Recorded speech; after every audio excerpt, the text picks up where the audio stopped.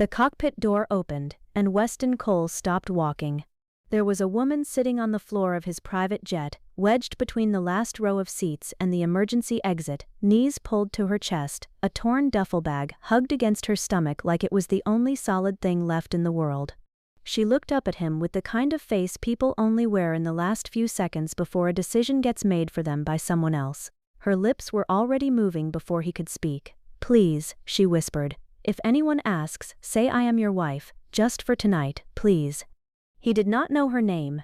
He did not know how she had gotten past 2 layers of airport security and onto a plane that had cost more than most people's houses. But he knew, in the half-second before she spoke again, that whatever was chasing her was close enough that she could feel its breath on the back of her neck, and that in about 90 seconds, 3 men in dark jackets were going to walk up that jet bridge, asking the flight crew if they had seen a young woman traveling alone. What Weston Cole said next would decide whether Celine Marsh still had a way out of the life that had been quietly closing around her for 11 months, or whether tonight would be the night the people looking for her finally caught up. Because behind that whisper was a marriage that had never happened but had been arranged anyway, a debt inherited from a father who was no longer alive to explain it, and a man named Dorian Kessler who did not like being told no by anyone, least of all a woman he considered already bought and paid for.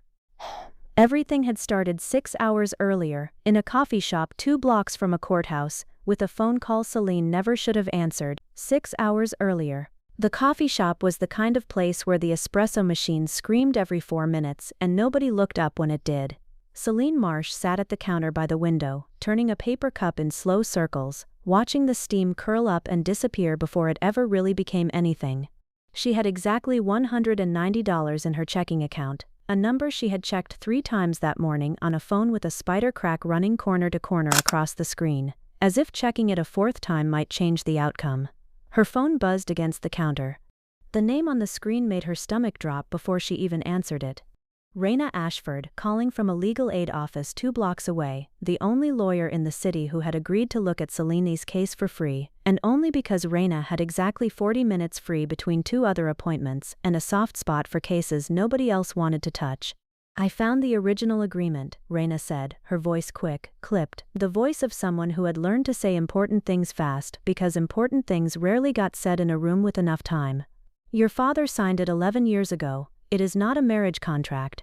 Legally it cannot be one. Marriages are not commodities you can pre-sell on paper. No court in this country would enforce that as written. But it is drafted to look enough like a business obligation that Kessler thinks he can force a settlement out of you regardless.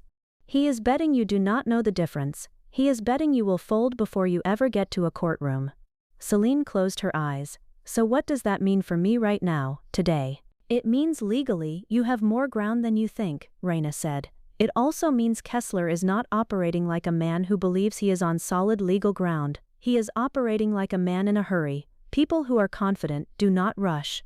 People who know their paperwork will not survive daylight rush." A pause, papers shuffling somewhere on the other end. "Celine, I need you to listen to me. He has people watching your apartment. I do not know how you missed that this morning, but you did, and I am telling you now so you do not miss it again. Do not go home tonight." Celine had not needed the warning. She had felt it already, the way a person feels weather changing in their joints before the sky admits anything. She thanked Raina, promised to call from wherever she landed, and stepped out onto the sidewalk with the sun already low and orange between 2 buildings, throwing long shadows across a street where every 3rd car seemed, for the first time in her life, to be moving too slowly, lingering too long at the curb. 11 years earlier, her father, a man named Callum Marsh, had run a small marine parts supply company out of a warehouse near the docks, the kind of business that survives on relationships and slow, careful trust built up over decades. When a shipment of engine parts went missing in a fire that investigators later called suspicious but never proved, Callum had needed emergency capital to keep 4 employees paid and the business breathing. Dorian Kessler had been the man with the checkbook, young then, hungry then, already building the reputation that would later make grown men cross the street rather than walk past his offices. The loan Kessler offered was wrapped in language about partnership and family and doing right by each other, the kind of language that sounds warm until you read it twice. Buried in Clause 14, in text small enough that a tired man signing late at night might skim past it without truly absorbing what it said, was a provision binding any unmarried daughter of the Marsh family to consideration of marriage to Kessler, or a designated heir, should the loan default under specified conditions. Callum had signed it believing it was boilerplate, a strange formality nobody would ever actually invoke. He died 4 years later of a stroke in his own warehouse office, believing the loan had been settled years before, never knowing that a technical default clause, triggered by one missed quarterly filing his bookkeeper had botched, had quietly kept that provision alive the entire time. Celine had learned about Clause 14 the way she learned about most bad things in her life, all at once, without warning, on a Tuesday. Kessler's lawyer had shown up at the small apartment she rented above a laundromat, with a folder and a smile that never touched his eyes, informing her that she was, as of that morning, formally in default on an inherited obligation, and that Mr. Kessler would like to discuss terms. He had used the word terms the way other men used the word threat. She had refused. She kept refusing, week after week, month after month, watching Kessler's patience visibly thin with every refusal, watching the calls grow more frequent, the men appearing outside her building grow more obvious about being seen, less interested in hiding it, because being seen was the point. Fear works better when the person being frightened knows exactly who to be frightened of. 11 months of refusing. 11 months of moving between a cousin's couch and a coworker's spare room and, twice, a night spent in her car in a grocery store parking lot, with the doors locked and her phone flashlight, the only light in the dark. And now, on a Thursday evening, with $190 in her account and a lawyer telling her not to go home, she had exactly one idea left, an idea that felt less like a plan and more like the last coin falling out of an empty pocket. Her cousin worked ground crew at the regional airport, the private terminal where charter jets and corporate aircraft came and went with far less scrutiny than the commercial side. He had mentioned, months ago, almost as a joke, that the private terminal's back service corridor was barely monitored after 7 in the evening, that staff badges got you further than you would expect, that half the jets sitting on that tarmac were empty for hours before their owners ever boarded. It was not a plan. It was a door left slightly open in her memory, and tonight, with 3 men in dark jackets stepping out of a gray sedan half a block behind her, it was the only door she had. Weston Cole had left his 6 o'clock meeting exactly on schedule, the way he left every meeting, because being predictable in small things was the only way he had ever found to earn trust in big ones. His gray wool coat was as unwrinkled as it had been that morning, his tie exactly the width it had been at breakfast, and he was reading a message from his pilot on his phone, confirming a 9 o'clock departure, when he stepped through the side door of the private terminal and out onto the tarmac where his jet sat waiting under floodlights. Engines not yet started, stairs already down. He climbed the stairs, greeted the 2 flight attendants preparing the cabin, and walked toward the back of the plane to leave his garment bag in the small closet near the rear galley, the same routine he followed on every flight, a routine so worn into him that he barely registered doing it anymore. That was when he heard it, a small sound, fabric shifting against carpet, coming from behind the last row of seats. He did not call out. He did not immediately assume danger, because in 11 years of flying private he had never once had reason to. He simply walked the last few steps and looked down, and there she was, folded into the narrow space between the seats and the emergency exit door, a young woman in a gray coat 2 sizes too big for her, dark hair falling across a face that was trying very hard to look calm and failing in the small, honest way that faces fail when a person has run out of options. She looked up at him, he looked down at her. And for a moment neither of them said anything, the cabin around them humming faintly with the low electrical whine of systems warming up for departure. "Please," she said, finally, her voice barely above the sound of the ventilation system. "If anyone asks, say I am your wife, just for tonight.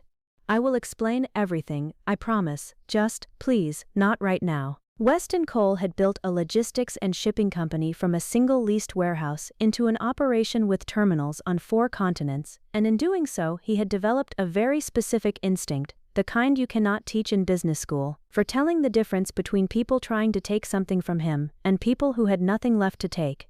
This woman's hands were shaking, her knuckles were white around the strap of a duffel bag that looked like it held everything she owned. This was not a con. This was a person at the very end of a very long rope.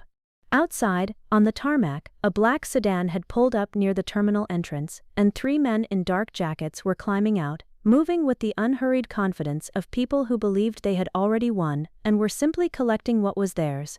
"Stay down," Weston said quietly, and closed the gap between them and the cabin door with 2 long steps. He met the flight attendants at the front of the plane, spoke to them briefly and evenly, low enough that the words did not carry, and one of them nodded and moved toward the cockpit to speak with the captain. Weston stepped down the jet stairs just as the 3 men reached the base of them, and the tallest of the 3, a man with a shaved head and a jaw set in the particular way of someone paid to look intimidating, held up a photograph on his phone. "Evening," the man said, in a tone that pretended at politeness, the way a held door pretends at kindness right before it swings shut on your fingers. "Looking for a young woman, dark hair, gray coat, might have come through this terminal in the last half hour. She is not in any trouble, we just need to speak with her." "Nobody's boarded this aircraft except my crew," Weston said. His voice carried the particular stillness of a man who had negotiated 9-figure contracts across 4 time zones and had learned, a very long time ago, that hesitation is the only thing that ever gives a lie away. "And my wife, who boarded 20 minutes before I arrived, and is already seated." The man's eyes flicked past Weston toward the jet, up the stairs toward the cabin door, where nothing was visible except the dim gold light of the interior and the silhouette of a flight attendant moving past a window. "Your wife," he repeated, in a tone that was not quite disbelief, not quite acceptance, hovering somewhere in the uncomfortable middle where men like him made their careers. "Is there a reason you're asking me about strange women boarding my aircraft?" Weston said, and let the question sit there, unanswered, doing the work that a direct accusation never could. Because the truthful answer to that question was not one this man was prepared to say out loud in the middle of an airport tarmac with security cameras mounted every 40 feet. At that exact moment, a black town car with a small enameled emblem on the door, the shipping company's logo, unmistakable to anyone who read a business page with any regularity, rolled slowly past the terminal entrance, driven by Weston's usual car service, arriving to collect the garment bag he had left inside for dry cleaning, an errand as mundane as errands come. But the shaved-headed man's eyes caught the emblem, and something in his posture shifted, the recalculation of a person suddenly remembering that some doors, once you knock on them the wrong way, do not open again in your favor. "Apologies for the trouble," the man said, stepping back half a pace. "Wrong terminal, probably." He did not believe his own sentence, neither did Weston. But both of them understood, in the wordless arithmetic that passes between 2 men sizing each other up, that tonight was not the night to find out who would win a fight neither of them had actually started yet. The 3 men turned and walked back toward the sedan, unhurried on the surface, faster underneath it, the particular gait of people retreating without wanting to look like they were retreating. Weston watched until the car pulled away from the curb and disappeared past the terminal gate, then climbed the stairs back into the cabin, where Celine had pulled herself up into a seat, still clutching the duffel bag, her whole body angled toward the window, as though she could not quite believe it was safe to look anywhere else yet. "They're gone," Weston said. "You can breathe now." She let out a breath that sounded like it had been held for considerably longer than the last 5 minutes. "Thank you," she said, so quietly he almost missed it under the sound of the engines beginning their pre-departure spin-up. "I am so sorry. I did not mean to put you in the middle of whatever that was." "Where were you planning to go?" he asked, sitting down across the narrow aisle from her, not too close, giving her the kind of distance a person offers when they understand, instinctively, that closeness right now would feel like one more thing being taken without permission. "Anywhere that isn't here," she said, then, correcting herself, the way people do when the truth feels too raw to leave unpolished. "I mean, wherever this plane happens to be going. I did not exactly plan past the part where I hit on it." Weston looked at her for a long moment, at the coat that did not fit her, at the duffel bag she had not once loosened her grip on, at the particular exhaustion in her eyes that comes not from one bad day but from many bad days, stacked one on top of the other until a person forgets what the ground used to feel like under their feet. "This flight is headed to a property I own outside the city," he said. "There's a guest house on it, empty most of the year. You're welcome to stay there tonight while you figure out your next move. No conditions, no questions you don't want to answer yet." Celine's eyes searched his face for the catch, the way a person who has been let down enough times learns to search every kindness for its hidden cost. She found none, or at least none she could name, and something in her shoulders eased down by half an inch, the smallest visible thaw. "Okay," she said. "Thank you." The jet lifted off into a sky already fading toward evening, and somewhere below them, in a city she was leaving behind for reasons she had not yet found the words to explain, Dorian Kessler was receiving a phone call that would make him considerably more interested in Weston Cole than either of them yet understood. Under an hour, and for most of it neither of them spoke much, the silence sitting between them not as tension, but as something closer to relief, the specific quiet of two strangers who had just survived something together without needing to explain it to each other yet. Celine watched the city lights fold into darkness below the wing, and then, gradually, into the soft black shapes of countryside, hills and tree lines barely visible under a rising moon. "My name is Celine," she said finally, somewhere over what looked like farmland from the window. "Celine Marsh." "Weston," he said, "Weston Cole." She turned that name over in her head and felt something cold settle in her stomach, the particular dread of recognizing a name from somewhere she could not immediately place. "Cole," she repeated, "as in Cole Meridian Shipping." "That's the one." She was quiet for a moment, processing this, the scale of who she had accidentally hidden inside the private jet belonging to. "I did not know," she said. "I swear I did not choose your plane on purpose, I just needed a door that was open." "I believe you," he said, and meant it, because a woman running from real danger does not have the luxury of choosing her hiding spots by their owner's net worth. "You don't have to explain the rest tonight if you're not ready." "I think I need to," she said, surprising herself slightly with how true the sentence felt once it was out of her mouth. "It's been a long time since I've said any of it out loud to someone who isn't already inside the situation." So she told him. Not all of it at once, but in pieces that came easier the longer the silence around her stayed unforced, the way water finds its way through a crack once the crack has been given enough time. She told him about her father's warehouse near the docks, about a fire nobody ever proved was set on purpose, about a loan that had been dressed up in the language of family and partnership, and had turned out, 11 years later, to be neither. She told him about Clause 14, about a marriage contract that legally could not exist but had been used anyway as a weapon, about a lawyer named Raina working 2 blocks from a courthouse on cases nobody else wanted. She told him, in a voice that stayed level the entire time, not because the telling was easy, but because she had rehearsed staying level through it so many times that the performance had become close to real, about 11 months of moving between couches, of missed rent, of a car parking lot at 2 in the morning with the doors locked. "I am not poor in everything," she said at one point, almost like a small warning aimed at whatever pity might be forming behind his eyes. "I had a job, I had an apartment before all this. I am poor in exactly one specific way, and it happens to be the way that determines whether men in dark jackets follow you home."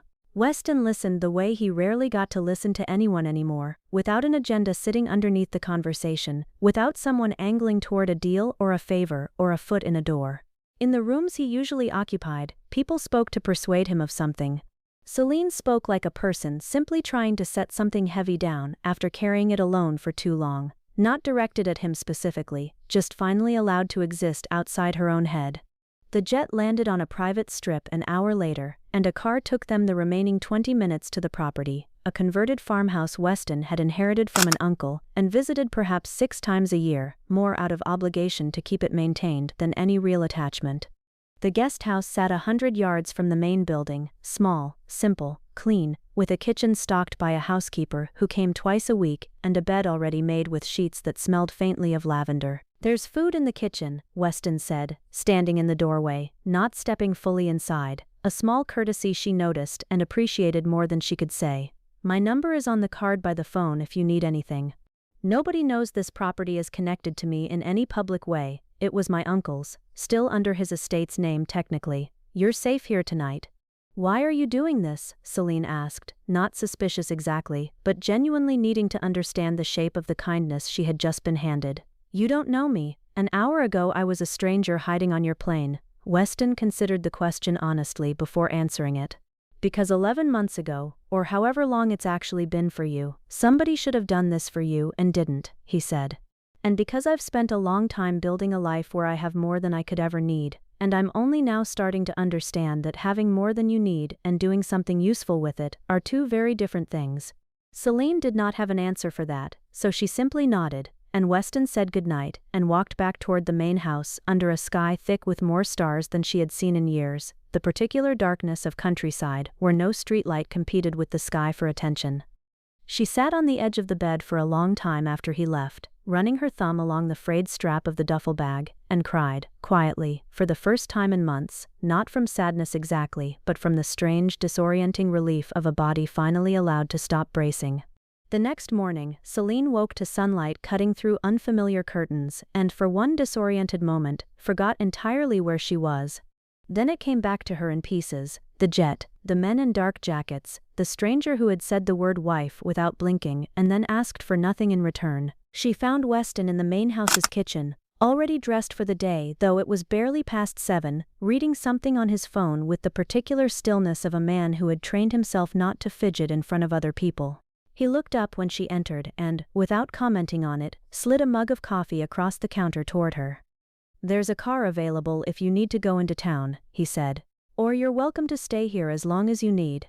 I have to fly back for meetings this afternoon, but the housekeeper, Marguerite, comes Tuesdays and Fridays and knows to expect you." Celine wrapped both hands around the mug, more out of habit than cold, the reflex of someone who had spent a long time treating warm things as precious.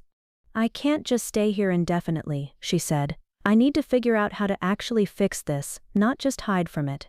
"What does fixing it look like?"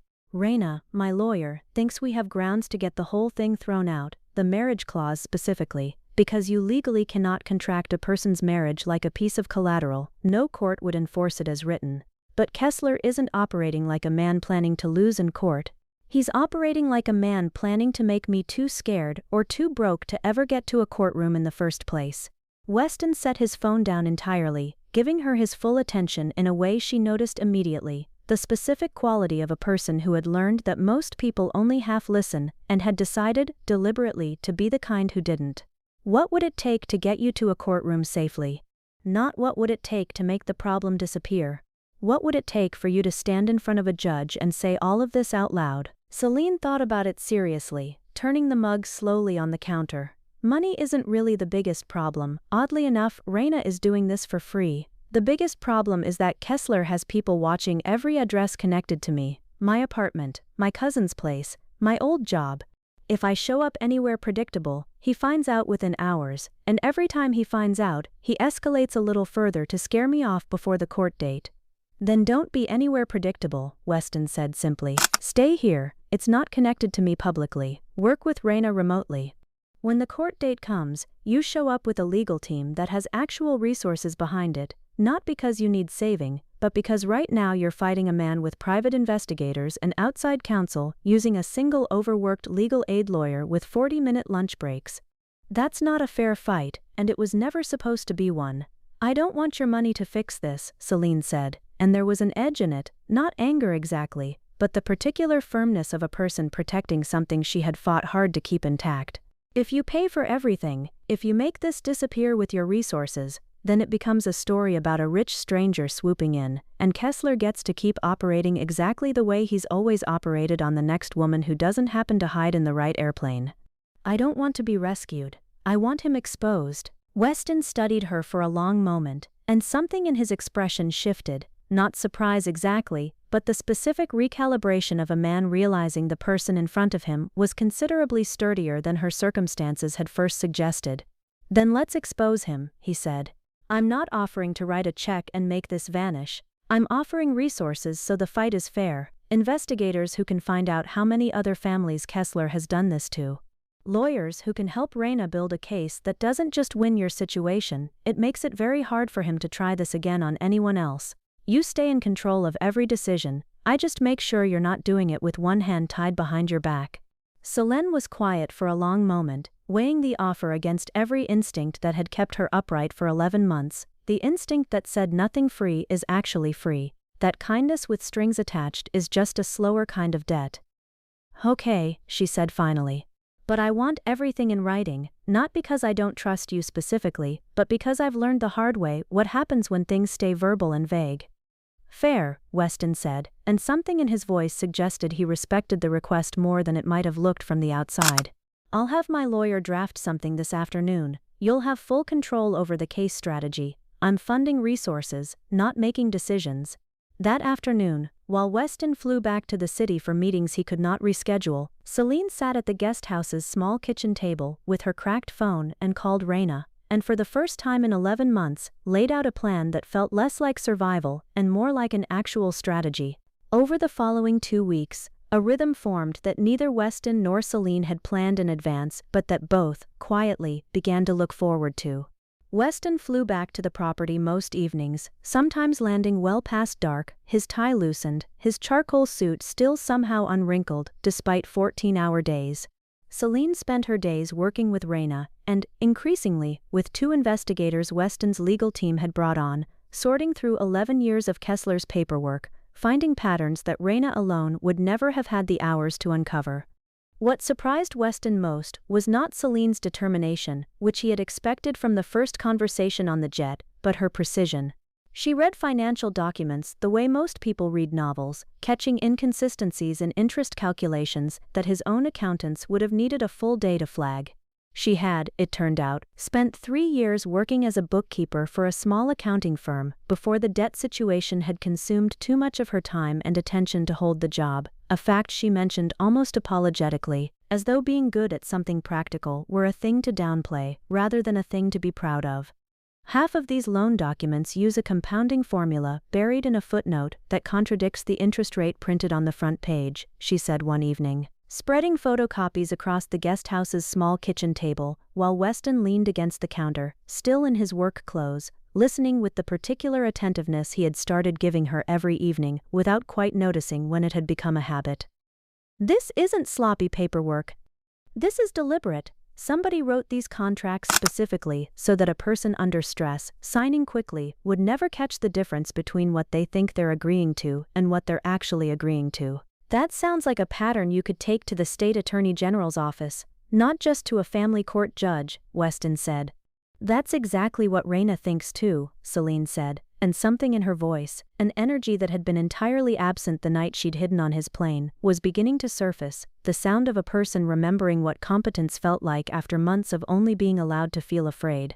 One evening, Weston noticed her sitting at the kitchen table long after the investigator's documents had been put away, carefully repairing a small tear in the strap of her duffel bag with a needle and thread borrowed from the housekeeper's sewing kit, the same bag she had carried onto his plane weeks earlier.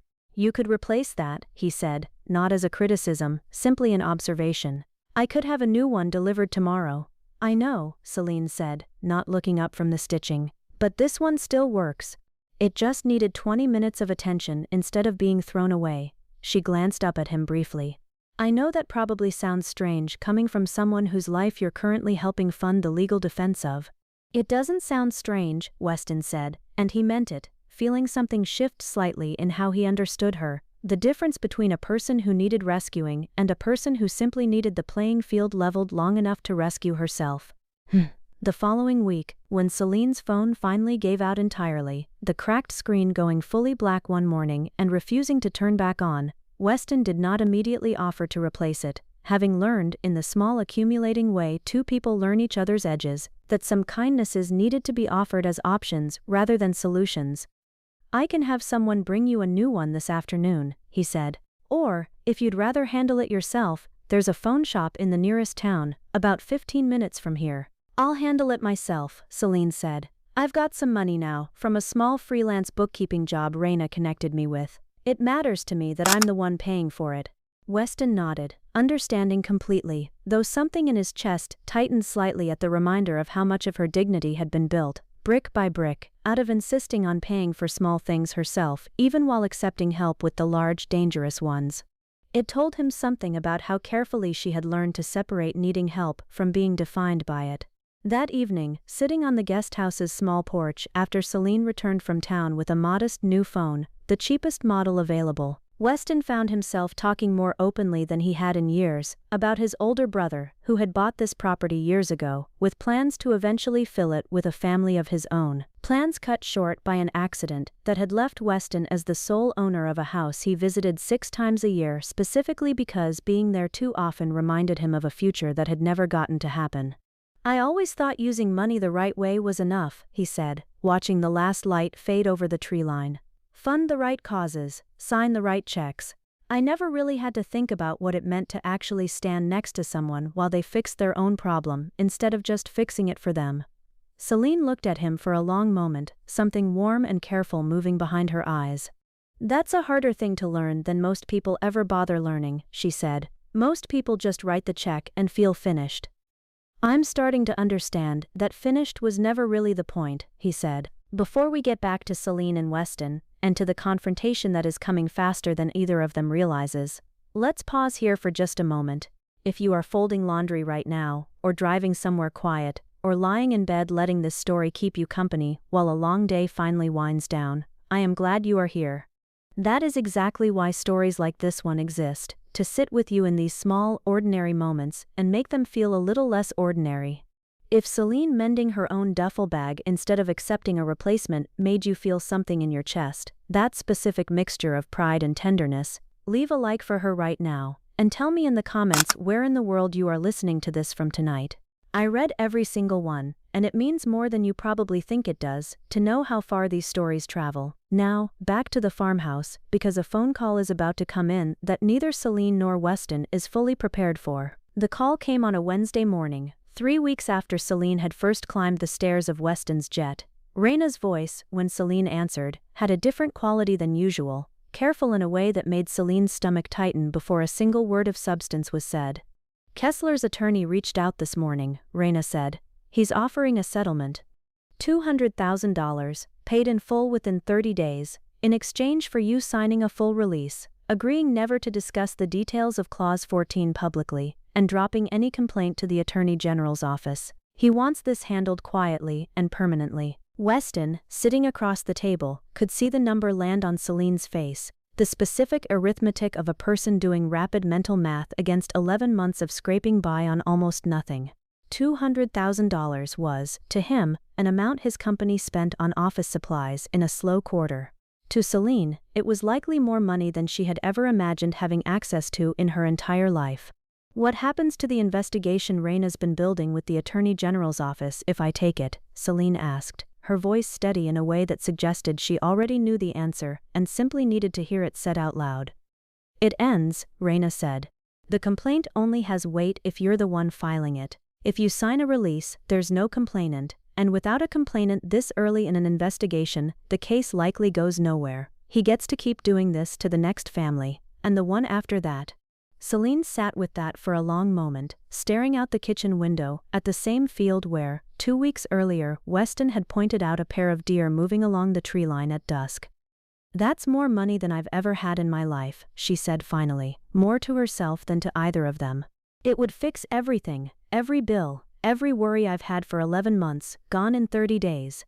But, Weston said quietly, not pushing, simply making room for the sentence he could see she was already forming. But its price is silence, Celine said, and silence means he keeps his playbook. It means my father's name stays attached to a debt he never actually understood he was signing, and somewhere out there, another family, another daughter, gets the exact same phone call I got, and nobody warned them because I took the money and disappeared. She turned to look at Weston directly. The sentence clearly meant as much for him as for Raina on the phone. I don't refuse this because I think money doesn't matter. I know exactly how much it matters. I've counted change at a register to see if I could afford a bus ticket. I don't get to pretend money is beneath me, but there are things it can't buy back once you sell them, and the truth is one of those things. Are you certain? Raina asked over the phone, gently. You don't have to decide this second. I'm certain, Celine said. Refuse it. Tell him we'll see him in court, and tell him the Attorney General's office is already reviewing the documents Raina sent last week. When the call ended, Weston studied her for a long moment, not with pity, but with something closer to the specific respect that forms only when you watch someone choose the harder, more honest path with a large amount of money sitting right there on the easier one. You could have taken it, he said. Nobody would have blamed you. I know, Celine said. That's exactly why I couldn't. Kessler did not take the refusal quietly. 2 days later, on an evening thick with an approaching storm, a car pulled into the farmhouse's long gravel driveway, headlights cutting through a fine, cold rain that had just begun to fall.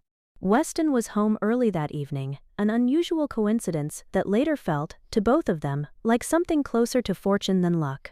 He was the first to step out onto the porch when the car doors opened, and Celine, watching from the kitchen window, felt her whole body go cold in a way that had nothing to do with the temperature. Dorian Kessler stepped out first, an umbrella already open above him, followed by a lawyer in a raincoat and, a step behind them both, a heavy-set man Celine recognized instantly as Grant, the same man who had waited outside her apartment building more nights than she could count over the past 11 months. "Miss Marsh," Kessler called out, his voice carrying an oiled, practiced warmth that did not remotely match the coldness underneath it. "I think it's time we spoke directly, don't you? Adults, in a room, instead of lawyers passing paper back and forth." Celine stepped out onto the porch beside Weston, rain beginning to soak into her sleeves within seconds. "There's nothing to discuss that Raina hasn't already told your attorney," she said, and was mildly surprised by how steady her own voice sounded. "Your father signed an agreement," Kessler said, his tone shifting instantly from warmth to something harder underneath, the mask slipping the way masks always eventually slip when the performance stops working. "A binding one. I have been more than patient. 11 months of patience, in fact, while you ran from address to address like I was some kind of monster instead of a businessman collecting on a legitimate debt." "There is no legitimate debt," Celine said. "There's a footnote written specifically to trick a grieving, exhausted man into signing away a right he never should have had to sign away in the first place. My father owed you money for a loan. He did not owe you a daughter." Kessler's lawyer stepped forward, holding up a folder against the rain, beginning to recite something about breach of confidentiality and immediate repayment demands, the specific legal language designed less to persuade a courtroom than to frighten a person standing in the rain without counsel of her own present. It was pressure dressed up as procedure, and Weston, who had sat through enough negotiations to recognize the tactic in his sleep, stepped forward, close enough to Celine's side that his presence alone shifted the balance of the conversation without a single word needing to be said. Kessler's eyes moved to Weston, and something in his expression changed, calculation replacing bluster. "Mr. Cole," he said, in a tone suddenly aiming for camaraderie, "you and I are not so different. Both of us understand that money moves the world. You simply do it with better tailoring."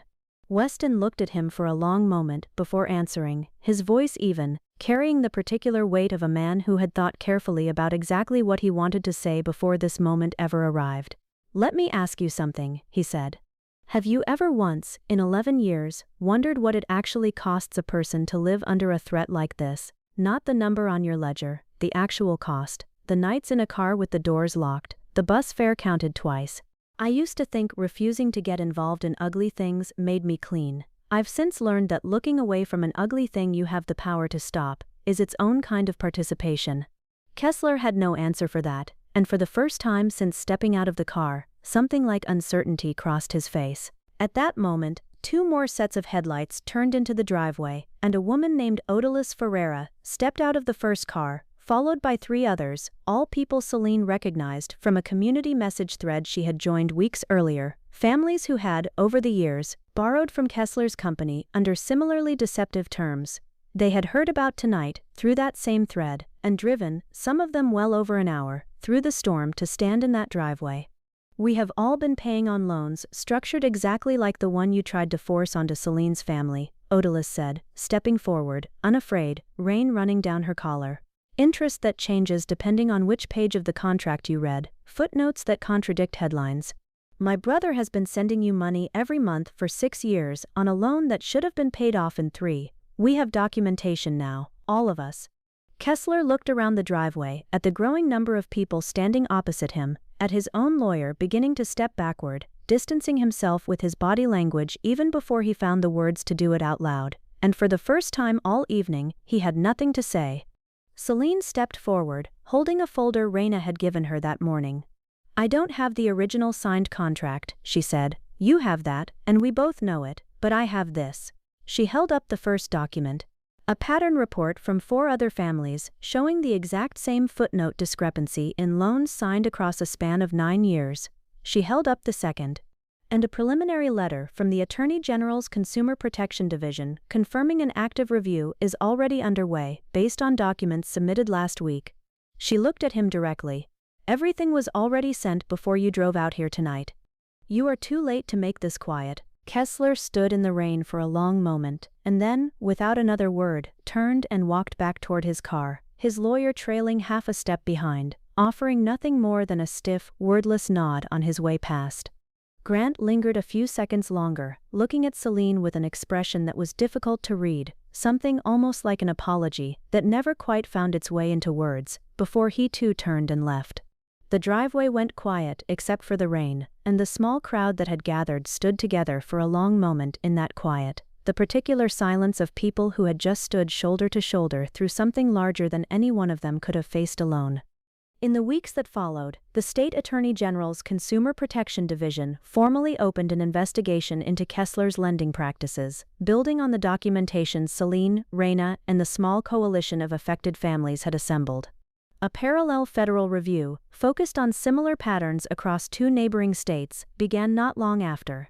Under that mounting pressure, Kessler's attorneys negotiated a formal release of Clause 14 and all associated claims against Celine, supervised by Weston's legal team, to ensure the terms were transparent and fully enforceable, with no hidden conditions buried in a footnote this time. Throughout the entire process, kept a deliberate distance from the decisions themselves, offering resources without ever offering direction, understanding, in a way he had only truly learned from watching Celine insist on repairing her own duffel bag and buying her own phone, that what she needed from him was not rescue, but room. Celine used a portion of the settlement Kessler was ultimately forced to pay in the state's broader resolution, combined with a small grant Raina helped her secure for survivors of predatory lending, to start a modest financial literacy program aimed at helping small business owners read the fine print in loan agreements before signing them, teaching exactly the kind of careful, line-by-line reading that had taken her father's life savings and, very nearly, her own future. She named it after her father, calling it Marsh Clarity, and ran the first session out of a borrowed community center room with 11 attendees, a number that felt, to her, considerably larger than it looked on paper. Weston attended the first session quietly, sitting in the back row, not as a sponsor inspecting an investment, but simply as a person who wanted to watch her do the thing she had built with her own 2 hands. One evening in early autumn, sitting together on the guest house porch where so much of the past several months had unfolded, Celine turned to Weston with something she had clearly been holding onto for a while. "I want you to know something," she said. "I can support myself now. The program has its own funding. I have my own apartment lined up in town. First time in 11 months I haven't had to think about who might be watching the door. If you disappeared tomorrow, I would be okay." "I know," Weston said. "I'm not saying that to push you away," she continued. "I'm saying it because I need you to know that whatever happens next between us, it isn't coming from me needing you, it's coming from me wanting you." Weston sat with that for a moment, letting it settle, and then said the thing he had been carrying since the very first night on the jet. "The night you asked me to say you were my wife," he said, "I said it because you needed me to, for exactly as long as those 3 men stood at the bottom of the stairs. But from that moment forward, I never once had to pretend it again, not when I offered you the guest house. Not when I stood next to you in that driveway in the rain, not now." Celine's smile started slowly, and then bloomed fully, the same smile he had first seen the morning after the storm, the smile of a person who had finally found someone who did not need her to become anyone other than exactly who she was. "Then stop pretending," she said. "Tell me the truth." "I love you," Weston said, simply, without any of the polish he usually reserved for boardrooms, exactly as plainly as the sentence deserved to be said. "And I would like to spend the rest of my life never having to pretend anything with you again, not even for a single night on an airplane." "I love you too," Celine said. And yes, they were married the following spring, in the field behind the farmhouse where deer still moved along the tree line at dusk. A small ceremony with folding chairs borrowed from the community center, and a dress Celine had sewn herself over several careful weeks, practical enough that she could wear it again someday if she wanted. Raina stood beside her as her closest friend, rather than her lawyer. Odalys and the other families from that rainy driveway sat among Weston's colleagues, none of them needing to be reminded that they belonged there, because each of them had built their own standing in the months since, brick by brick, exactly the way Celine had always believed was the only path worth walking. The car that carried them away from the reception as evening settled in was the same one that had once driven Celine from a private airstrip to a guest house she had never expected to call safe.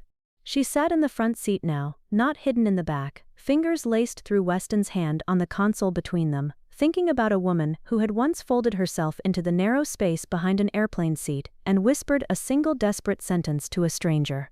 She had asked him to pretend. He never had, not really, not even for those first 30 seconds. And somewhere in the space between a lie told to protect her, and a truth neither of them expected to find, an entire real life had quietly begun, the most real either of them had ever known. The distance between Weston's world and Celine's world never fully disappeared, and it probably never will, because money leaves its fingerprints on a person in ways that outlast any single crisis, in the way one person still checks a receipt twice out of old habit and another never has to think about it at all. But that distance, once looked at honestly instead of pretended away, stopped being a wall between them, and became instead the place where they learned to listen to each other more carefully than either of them ever had to listen to anyone before. True strength was never about how much a person could buy, it was about knowing exactly when to set that power down, so someone else could stand up on their own. That is what Weston Cole learned, not in any boardroom, but from a woman who once hid in the back of his airplane, asked him to pretend, and then quietly taught him how to live without pretending ever again. If this story reminded you of a time you had to carry something heavy on your own, or a time you had the chance to help someone and chose to do it the right way instead of the easy way, tell me about it in the comments. I read every single one, and I would truly love to hear your story. Marsh Clarity, the program in this story, is fictional, though it is inspired by the very real financial literacy and consumer protection efforts operating in communities across the country. If you stayed with Celine and Weston all the way to the end tonight, please subscribe so you don't miss the next story, and I will see you again soon on the next journey. The moral of the story: true strength is not measured by wealth, power, or the ability to control others, but by kindness, courage, and the willingness to help people become strong on their own. Weston had great wealth, but he learned that simply giving money was not enough. Instead, he supported Selene while allowing her to make her own decisions and fight for justice herself. Selene also showed that courage means standing up for what is right, even when an easier choice is available. She refused a large amount of money because accepting it would have meant remaining silent, while others could suffer the same injustice. The story teaches us to value truth, dignity, independence, and compassion.